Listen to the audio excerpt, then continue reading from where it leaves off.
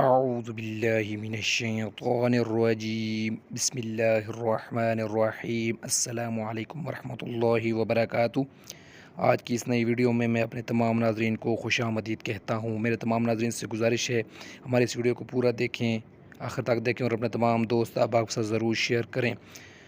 مزید اچھی ویڈیوز کے لیے ہمارے اس چینل کو سبسکرائب کریں، لائک کریں، شیئر کریں، کمنٹ کریں اور گھنٹی کی بٹن دبانا نہ بھولیے گا تاکہ جو ہمارے نئی آنے والی ویڈیوز ہیں وہ آپ کو جلد از جلد مل سکیں۔ جیسا کہ آپ جانتے ہیں کہ آج کل کے دور میں ہر کسی کے پاس موبائل ہے، چاہے وہ چھوٹا ہے، چاہے وہ اینڈرائیڈ ہے، چاہے وہ آئی پیڈ ہے، کوئی نہ کوئی ان کے پاس ضرور ہے۔ تو موبائل کے بہت سارے فائدے بھی ہیں لیکن بہت زیادہ نقصانات بھی ہیں۔ کچھ گناہ ایسے ہیں جو آپ کے ساتھ شیئر کر رہے ہیں۔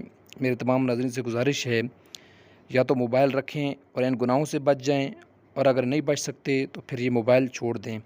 اللہ پاک ہمیں نیک عمل کرنے کی توفیق عطا فرمائے۔ میں خود بھی موبائل رکھتا ہوں لیکن گناہوں سے بچنے کی طاقت جو ہے وہ بھی بندے کے اندر ہونی چاہیے۔ اس موبائل کے ذریعے ہم بہت سے گناہوں میں مبتلا ہو چکے ہیں۔ تو چلیں شروع کرتے ہیں۔ وہ 20 گناہ کون سے ہیں جو ہم آج کل موبائل سے کر رہے ہیں؟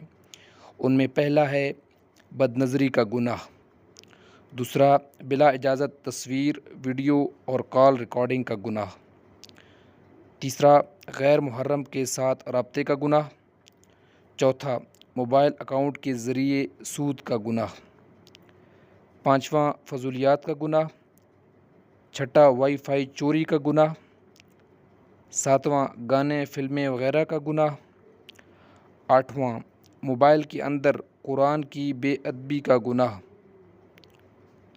نواں ایذائے مسلم کا گناہ، دسواں وقت کو ضائع کرنے کا گناہ، گیارہواں جھوٹ بولنے کا گناہ، بارہواں اسراف کا گناہ، تیرہواں جھوٹی دوستیاں کرنے کا گناہ، چودہواں ریاکاری کا گناہ، پندرہواں بے ادبی کا گناہ، سولہواں لاپرواہی کا گناہ، سترہواں خود پسندی کا گناہ، اٹھارہواں مسجد کی بجلی سے موبائل چارج کرنے کا گناہ، انیسواں شہرت کا گناہ، اور آخری 20واں سلام کے بجائے ہیلو کہنے کا گناہ۔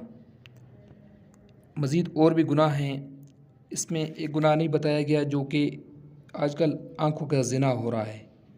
اس موبائل کے ذریعے بہت زیادہ ہماری نوجوان نسل تباہ ہو چکی ہے، تو یہ بھی ان گناہوں میں شامل ہے۔